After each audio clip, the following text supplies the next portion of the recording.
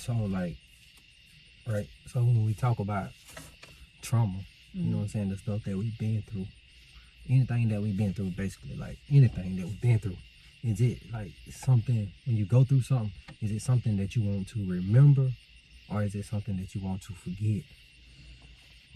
Trauma, when you think about the word trauma, it means something happened to you that wasn't good. Right. It wasn't good. So I would take it and learn from it, but I wouldn't want to dwell on it or keep remembering it and bringing it up. You learn from trauma and you learn better from it and you move forward. Right. That's how you should use trauma, in my point of view. Right. I feel like that too. Like, I feel like anything that we ever been through, like, we learn from it, but we don't want to remember it, because to remember it, keeps it in sight, and it keeps it like in the forefront of your life. When you keep remembering it, you can't let it go. It's like dead weight. You hold on to it. It's like carrying a weight down the road. If you're walking down the road and you just, everywhere you're going, you're just carrying this weight. Like, why would you want to keep carrying some weight that you should just let it go? You know what I'm saying? Take the lessons that it taught you, and then let it go. Right. And it's funny that you bring up about the walking down the road and carrying a weight, because being in the Army and you having to go and walk so many miles and do this with a backpack on your back and boots on and heavy, it made it harder to walk, because you had all this stuff you was carrying on you that's like weight. But had you took that weight, got it, you learn from it, trauma, past mistakes, bad decisions, you take it and you learn from it, but you learn to learn from it and release it, it's easier to move forward to where you need to be in life. You know what I'm saying? Like, you understand what I'm saying? Yeah. Trauma comes to you, like, we go through tests, we go through trials, we go through, different problems in life, but it's only to learn a lesson at that point. When you learn that lesson, you move forward, because if you keep remembering it and keep bringing it up, it works on your mental. Yeah, I don't think you never move forward. If you don't release it. If you don't release it. Like, if you don't let it go, you never move forward. You're right. It's kind of like, just put it into a visual for you, it's kind of like hot air ballooning, right? Right. When you first get in a hot air balloon, it's on the ground. Right. And it got sandbags hooked to it. Right. In order for you to go up into the air, you gotta let it go. You gotta let sandbags go. Right. That sandbag is what? Weight. So look at it like this, okay? You being hurt, misused, abused. No, anything you've been through in life, that's weight on your life. Right. But in order to elevate yourself to a higher level, you gotta release. You gotta let it go. And when that hot air balloon release that sandbag, you think they go back and go down and pick it up? No. They just release it and let it go. And the more and more airbag, the more and more sandbags that the hot air balloon release, the higher you able to elevate. Right. So you look at it like life. Your life is like that hot air balloon. The more you're able to release the problems and the trauma that you've been through in life, the higher you can elevate into where you're supposed to be in life. Right. I believe that. That's basically what you got to do to move forward. You know what I'm saying? You got to let stuff go. You got to let it go. You cannot hold on to it. I don't care what it is, because if you hold on to that weight, it's always a burden on you. You know what I'm saying? Because if I think about the past, how can I focus on my future if I'm always focusing on the past? Right.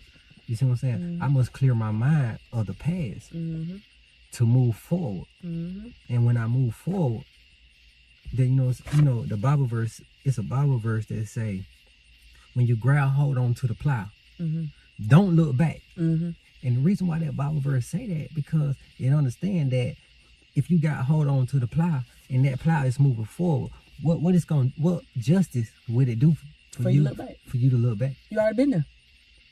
You already been back there. Why look back at it? Right. It's just like another visual driving in your vehicle. Your rear view mirror is real small. But your windshield is very big. It's very big. Right. So what you see better? What's in front of you or what's behind you? Right. You see what I'm saying? Right. You take that small rearview mirror, is for you to say, okay, I've been there, done that, I'm learning from it, I'm moving forward. That's why your windshield is very wide and broad for you to look at it and say, what's ahead of me? What's ahead of me? I'm focused on what's ahead of me. When you're driving down the road, do you get where you're going by looking back? You get where you're going by looking forward. You might glance every now and then behind you to see, is it anything back there? Oh, no. Okay. Oh, yeah, we good. But you keep looking forward. in order to get to your destination in life. Right. You see what I'm saying? Yeah. That's how you gotta look at life. Got You gotta keep looking forward. Don't look back. Right. You may glance back to reference. You may glance back to say, wow, look how far I've come. Mm-hmm. But you keep looking forward. Right. To get to your destination. To get to your destination. It's no purpose in looking back. What's the purpose of looking back? Most wrecks happen in front of you, not in back of you. You know what I'm saying? And the reason why, if a wreck do happen in the back of you, it's because somebody wasn't looking in front. Exactly. They run to the back of you because they wasn't looking forward. They were looking back and didn't see what was in front of them. Right. So they hit you. Right. They looking up, down, sideways, up, back, any kind of way they looking, but they're not looking forward. Exactly. That's why we got to keep looking forward. And don't look back. And don't look back. But the back can leave clues of It's what a happened. reference. Yeah, it's a reference of what happened and what don't need to happen no more. You learn from it and you move on. And you move on. You don't stay there and dwell in that place. In that place. Yeah. It comes to you for a lesson to make you a better person. Right. And it's the only thing that looking back is. Right. Why do we study history? Why is history like a you know what I'm saying, a subject that we study? Like, why is history? Personally, Right. This is just my belief. History is taught because they want you to stay and focus and remain in that place. Because they know if you remain in that place, that you ain't going to move forward. Right. History is there for you to look at and know about it and know what not to do. Or know about it and say, well, this happened, but I'm going to learn from that and I'm going to do better. It's not meant for you to just stay in it. Yeah. Because if you stay in history, you can't be free. Yeah. Because I feel like if you're looking at history, right, and you're looking at what's in front of you, what's in front of you is a mystery. What's behind you is already done, so it's a record. When you take the future and a record, it's just like adding something. And if you can't come up with an answer to what's going on, then you just stay stuck in that place. Right. You know what I'm saying? You never get a chance to grow. You never get a chance to blossom. You never get a chance to see, you know, what could be. Because you stuck. Because you stuck on what was. What was. Yeah. You see what I'm saying? So you stuck in that present moment because you so focused on what happened and what was instead of saying, okay, it happened. I can do this better. I learned this. Let's go. Right. I think that's an issue that we face today, that, you know what I'm saying, like sometimes we focus so much on the past that we can't move forward. We can't move forward, you know. You always hear stories of what I did, what I was, what I had. You see what I'm saying? And we got to understand that the world is always constantly changing. It's changing every day, every second. As we speak, the world is changing. Now, yeah. And we got to be changing along with the world to make progress in whatever we're doing. You know? Yeah. You got to change. You got to. Think about it, right? Let's reference back, right? When you look at and you go back to the Bible, like I said, the Bible verse about holding the plow. When you look back at Jesus, his hometown, they didn't know who they had. You know what I'm saying? Right. They didn't know who he was because they were so focused on what he was before or what his parents was before. Oh, that's so-and-so child. That's Mary and Joseph's child. You know what I'm saying? Like, different stuff like that. They so focused on who they think you was or what family you came from that they don't even know the greatness that's in front of them. Right. You know what I'm saying? Right. They don't know, wow, like, I can have this by accepting this. You see what I'm saying? Yeah. And it holds you back. It keeps you stuck in a place and you can't be blessed. You can't have abundance. You can't move forward because you're so focused on what was or how I know, oh, that family did this. Or I don't know them personally, but I know their mama and their daddy. Or I know their sister and their brother. Or I know, you know what I'm saying? Right. Like, but it's like you said, the world is steady changing. And if you standing still focused on what was, you're going to get lost. You're going to get left behind. Right. When you say that how they couldn't focus on Jesus, right? It's because they knew who his parents was. You see what I'm saying? That's like focusing on the past, but you got to understand the future. This is a new person. This is a whole new creation. You got to see this creation for what it is. You see what I'm saying? You already putting a standard on it because of the people that brought them into the world. And when you put a standard on something because of the people that brought them into the world, you will never see the person for who they are, or you will never see the person for who they can be. Exactly. You see what I'm saying? It's just like if I knew you 30 years ago, you see what I'm saying? Like, who would have ever knew that at this time you would have been this person? You see what I'm saying? I got to allow you to grow and understand that people change. People change over time. They learn different stuff because life come at you, and when life come at you, it teach you different experiences, and you become a different person. You see what I'm saying? At this time, when I knew you back in childhood, you might could have did some of the worst stuff. But later on, when I met you later in life, you a whole different person. And it's just like how we can reference to it personally, right? We have 6 children. Each one of them are different. Right. Neither one of them, we have 6 children that we done raised up, now they all teenagers. Neither one of them are the same child they was when we first started. Right. You see what I'm saying? Yeah. Any baby that you have, when you first have a baby at first, they don't know how to talk. They don't know how to move. They don't know how to walk. Have no motor skills, no nothing. But eventually, as they go through life, they learn words. They learn motor skills. They know how to use their tongue. They know how to use their hands to pick up stuff. They can talk to you. They can know what you're saying. You go through life and you change. Nobody remain the same. Right. When a baby born into this world, they don't know how to talk, walk, sleep, eat on their own. They don't know how to do all that. They learn it. They learn it through being taught and through experience. Right. And that's how everything is in life. You know, they're just from the first few years that they live in, like from 1 to 10 or 1 to 11. You know what I'm saying? From a baby to 11, that they really be like the people that's raising them. They portray the people that's raising them because that's all they know. Yeah. That's all they know. The people that's raising them, and then they go to school and they got friends, and then they start to emulate what their friends doing. So, you know, it just become one big cycle. Right. Because think about this. Most people, if they look back at their class and they look at, oh, let's go back and research, who was the valedictorian? Who was the best dressed? Who was most likely to succeed? All that is based off of, really, it ain't really based off of that person. It's based off their parents. Because when you think about it, when you in school, you ain't paying for your own stuff. You doing what your parents tell you to do. You have your mind, but you haven't learned how to use your own mind yet. Right, you see what I'm saying? Right. Yeah. But when you become an adult and you go into life and you on your own, you learn for yourself. Right. You think on your own.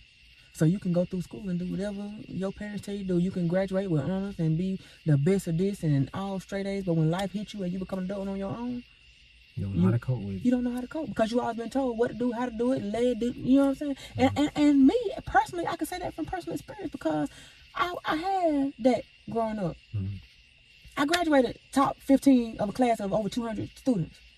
But I was learned to do what I was told to do. Right. But once I got into adulthood and I had children of my own, I had to learn to listen to the voice of God. You know what I'm saying? And I had to learn, okay, I got my own mind.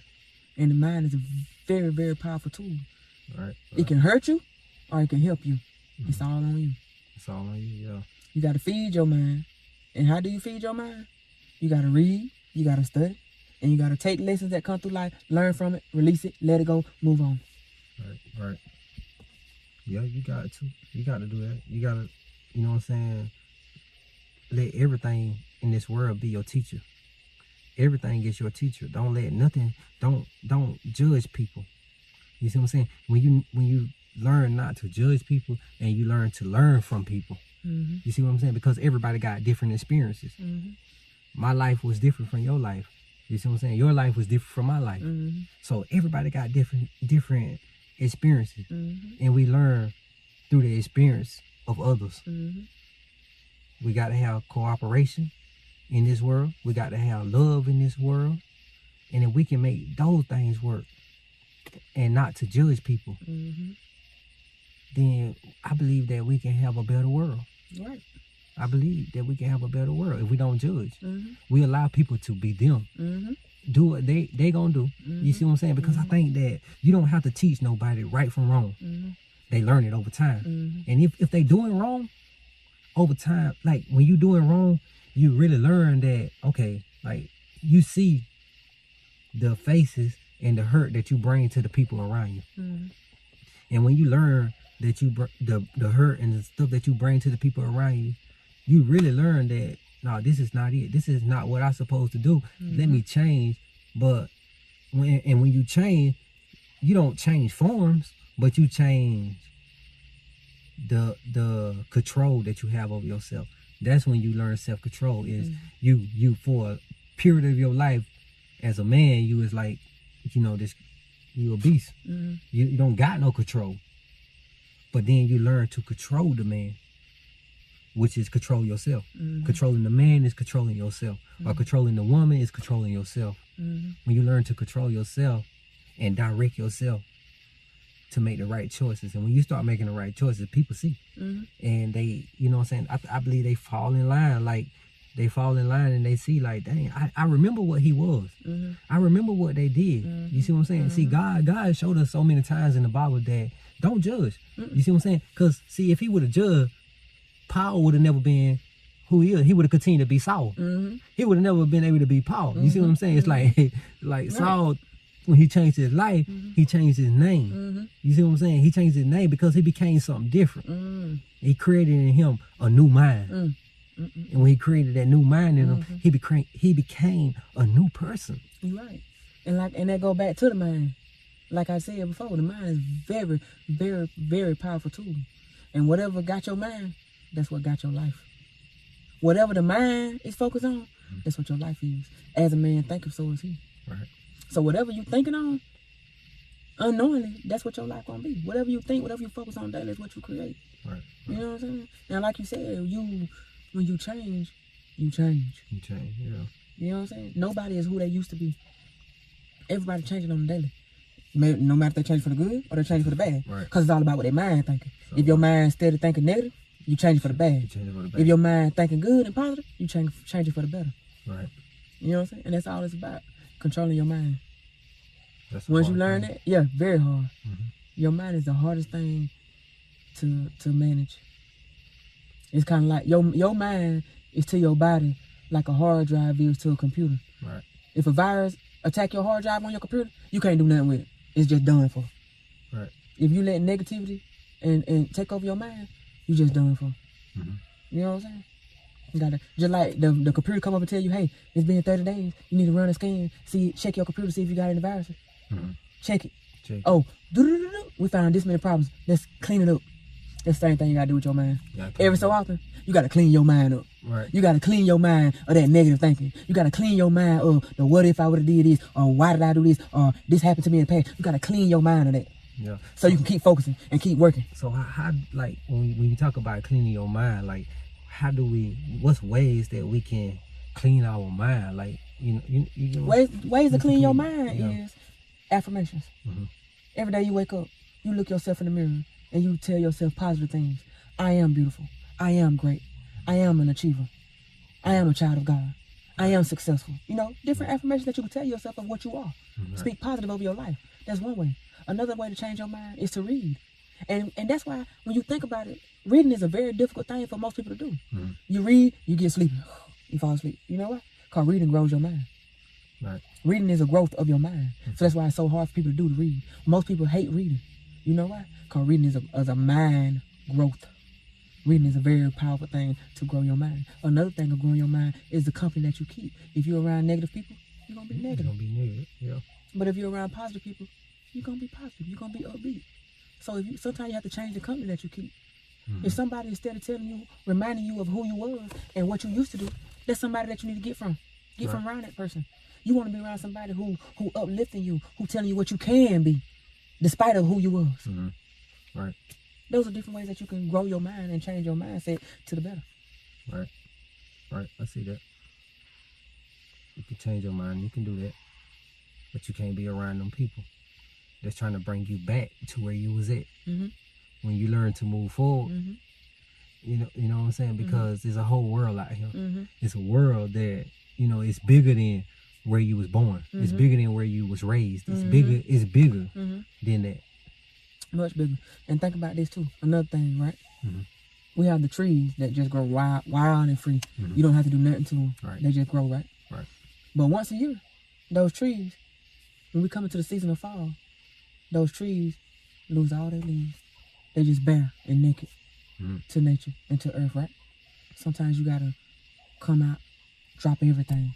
People, places, things that didn't mean you any good. you gotta prune yourself and just drop it, let it go. Yeah. And and what that tree come back around and do? Bloom. Be the most beautiful thing. You know how you go out and you know, just relating back personally like how we used to do the lawn care and stuff, right? Mm-hmm. At certain times of the year, it was time to cut off and prune the trees back, right? Right. You cut them, you cut off all the dead, you cut off anything that didn't have no symbolism of life, you cut it. Right. You prune it. Right. And then that tree blossoms into something beautiful.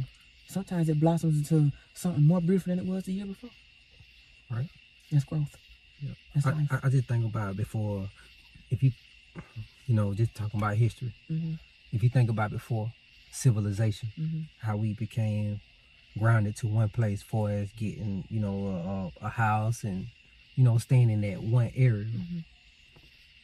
The people before us, Indians and stuff like that, as the season changed, they changed. Mm-hmm. They moved to different areas because they understand if we stay here, we're not gonna be able to eat like we should because the animals moving. Mm-hmm. Mm-hmm. You see what I'm saying? They wasn't grounded to one place. Mm-hmm.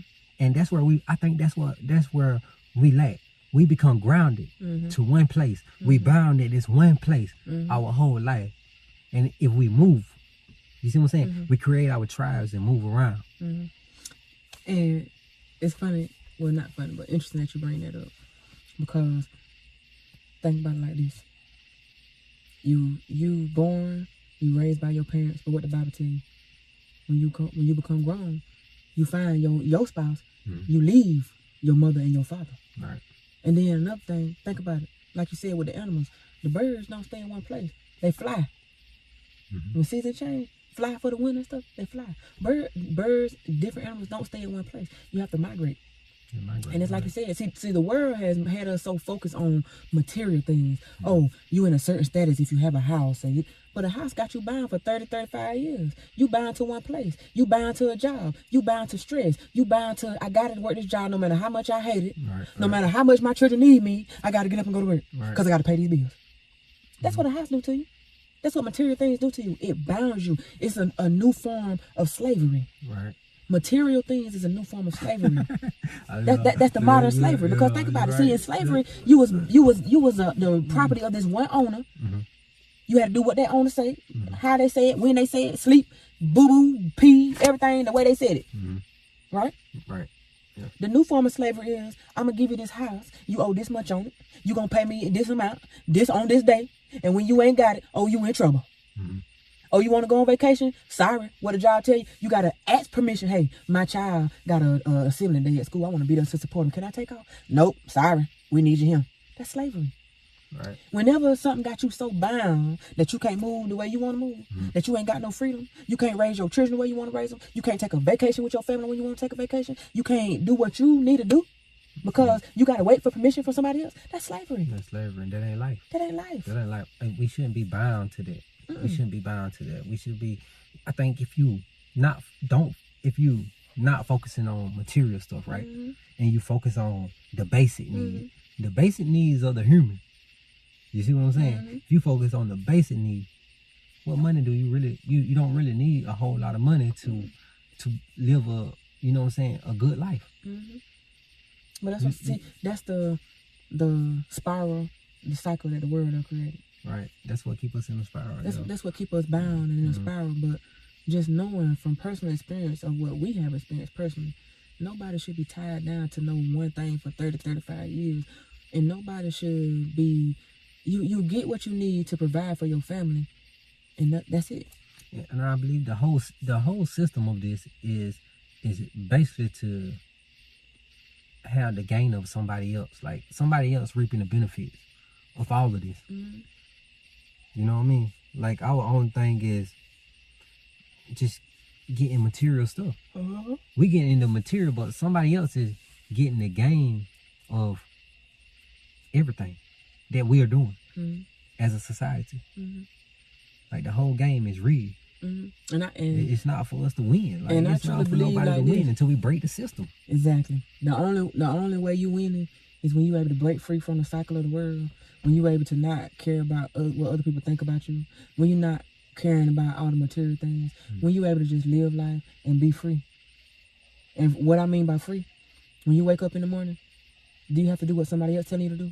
Or when you wake up in the morning, are you able to do what you want to do? Right. To me, freedom is being able to wake up and do what I want to do. Right. Freedom is being able to wake up and say, okay, God, what you got for me today? Lead me, guide me. Freedom to me is not waking up. I don't want to wake up because I've been up all night with my children or my baby been crying all night. I'm so tired. But I got to get up and go work this job because if I don't go work this job, I ain't going to get paid. And if I don't get paid, my bills ain't going to get paid. And if all my bills don't get paid, I'm going to lose this house. I'm going to lose this car. That ain't freedom. Right. That's prison. That's slavery. You're in a box. You're basically in a box because your life is already designed. Like you design your life. Like, hey, life is just supposed to wake up. What I want to do. You see what I'm saying? I'm able to walk or go everywhere I want to go. Mm-hmm. You see what I'm saying? Mm-hmm. But we get so caught up in the stuff that we got to have the food. I'm looking something that you ain't. Right. That's basically what it's all about. Yeah. I look like I'm better than you. Oh, I got this and you don't. I'm looking like I'm better. But are you really better? Right. Where your mental at? What your wife think about you? What your husband think about you? What your children think about you? Mm-hmm. Oh, but you driving this car right here. Oh, you got this big old house. But what does it really mean? Because at the end of the day, we all gonna die. That's a part of life. Mm-hmm. And when you die, can you take that house, car, and money with you? No, you cannot. But when you die, if you done lived a life of freedom and you done been able to enjoy yourself and make memories with your spouse and your children, when you die, your spouse and your children still have those memories of you. Yeah, those memories, right. Because guess what? You can go and bust your behind all day long to pay for this house. But if at the end of the day, when you die, if your spouse and your children can't keep up with it, they lose it. So it meant nothing in the end. Correct. But if you was able to live life and be free and create these memories and you die, mm-hmm. they have memories of you that will never, ever fade away. Can't nobody take them away. Nobody can take the memories away. They can come take a house from them. They can come take a car from you. They can seize your bank accounts because you owe all these bills that you created. Mm-hmm. But they can't take memories. That's something that can't be taken away. Back to the mind and the power of the mind. Right. Can't take it away. All the material things can be taken from you. Can be taken from your family. But memories cannot. Right. And that's life. That's life. Not being bound down to nothing. But being free to do whatever you please. Freedom and creating positive memories. Right. That's life. So, because cash is a tool. It's a tool. But you got to know how to use it and not let it use you. Cash. Mm-hmm. Flash. You know what I'm saying? Mm-hmm. We'll make it crash. Mm-hmm. Cash. And that's what the majority of the world think about. We're thinking about cash, but not what we want to do.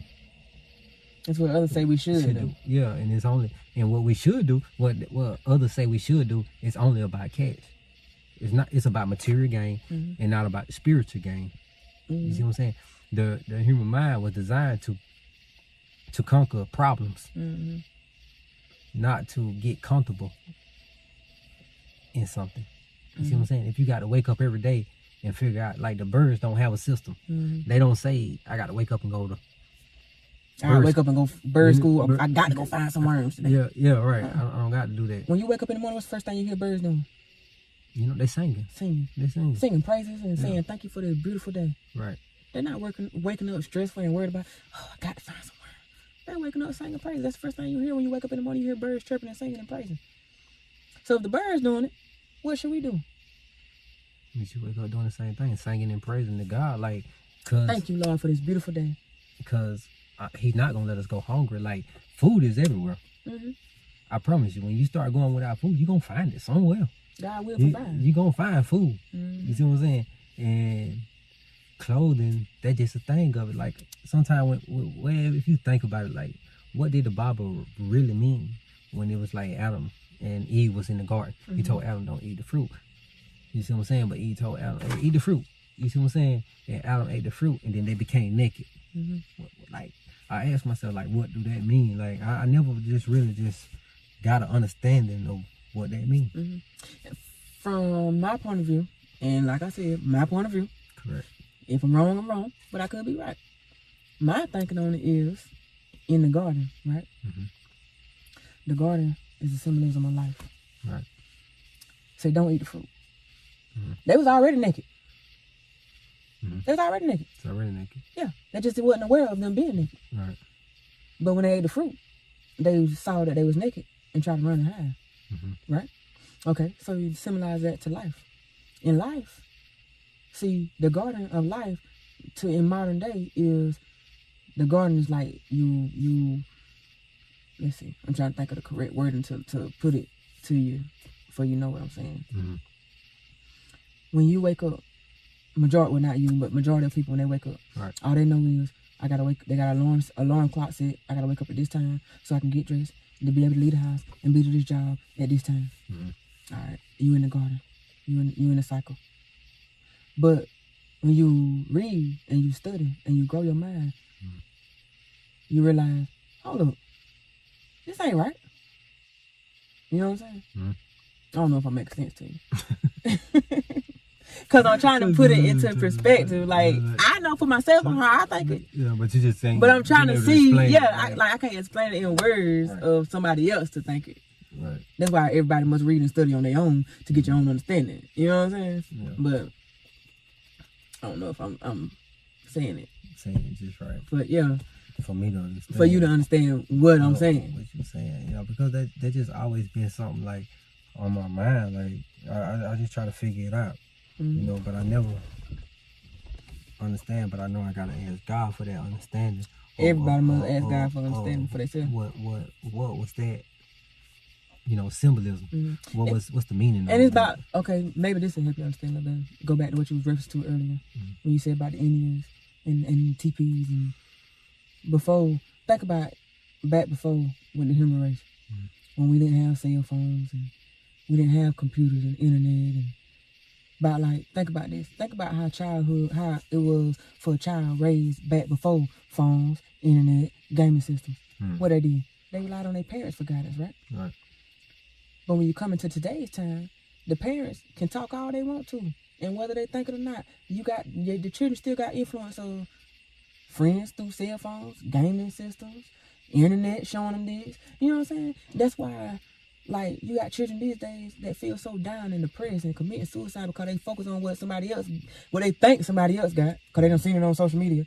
Oh, so-and-so living this kind of life. Why can't I have this? Why my parents can't do this for me? You know what I'm saying? That's a reality. That's the society we're living in right now. We're living in the want society where we see stuff and we want it. Mm-hmm. See what I'm saying?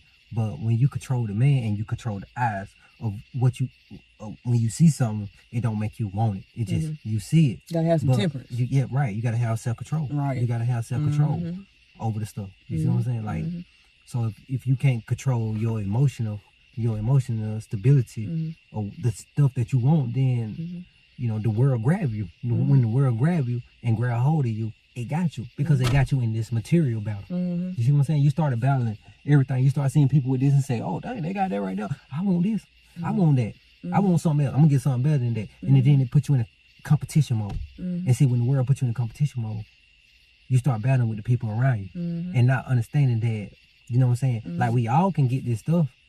We love each other, but when we learn to not cherish it, not want it like that right there, but get everything that we gravitate to, everything that we want, it should be a tool to use to bring people closer to, you know, closer to God, to closer to the understanding of yourself. See, the more stuff you get, you forget who you are. Because you got too much stuff around you now. You got an image to keep up. Yeah, you got too much. You got too much stuff around you. And when you get too much stuff around you, you can't see who you are. Because all the stuff around you, it's creating a different image. Right. It make you this person. You see what I'm saying? And that's why you see people, they always take pictures of stuff and not themselves.